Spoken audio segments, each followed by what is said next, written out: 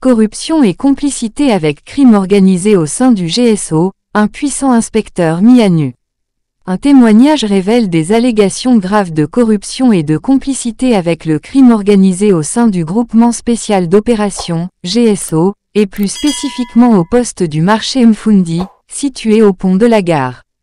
L'inspecteur de police principal Bengono Arsène est l'adjoint au chef du poste du marché Mfundi, qui se comporte comme si le poste était son domaine. Il est accusé de permettre aux civils du secteur d'exercer un pouvoir considérable sur les fonctionnaires de police.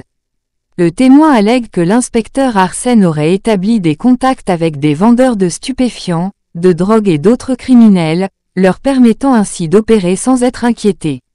Lorsque la police interpelle un individu suspect, celui-ci appelle l'inspecteur Arsène qui intervient, et les policiers impliqués sont punis en restant au poste pendant une semaine, sans voir leur domicile. L'inspecteur Arsène est également accusé de percevoir des paiements de la part des vendeurs de stupéfiants et de drogue chaque semaine. En outre, il aurait créé plusieurs boutiques et des kiosques de services financiers tels qu'Orange Money et Mobile Money.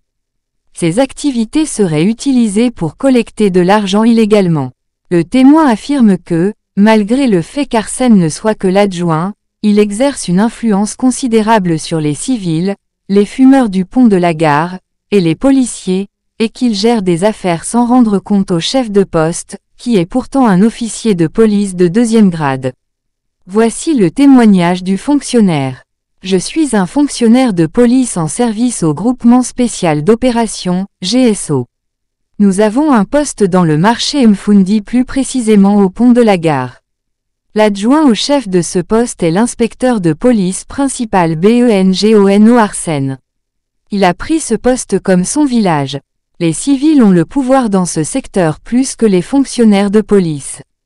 Juste parce que tous les vendeurs de stupéfiants, drogue et bien d'autres ont déjà son contact, tu interpelles un individu suspect, il appelle le principal Bengo, il se plaint et on te donne 72 heures de police secours. Tu te retrouves en train de faire une semaine au poste sans voir le chez toi. Pendant ce temps il se sucre les doigts avec les différents comptes rendus encore appelés CR.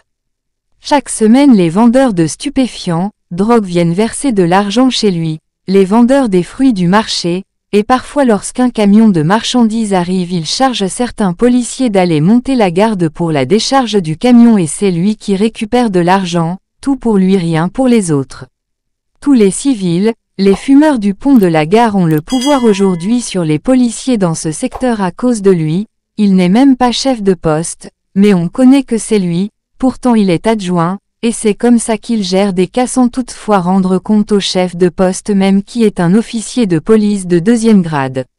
J'allais oublier, il a également plusieurs boutiques et kiosques Orange Money et Mobile Money, qui portent même son nom. Il a le contact des grands bandits, le vendeur de drogue de tout le Mfundi en général et en particulier la gare voyageur. Chaque semaine il a son CR qui le permet de jouer sa cotisation de 300 000 F par mois, puisque chacun passe à tour de rôle donner son enveloppe. Ce témoignage soulève des préoccupations graves concernant la corruption au sein de la police et son implication dans des activités criminelles. Il suggère également des abus de pouvoir et une impunité apparente. Il est essentiel que ces allégations soient enquêtées de manière approfondie pour déterminer leur validité et pour maintenir l'intégrité des forces de l'ordre.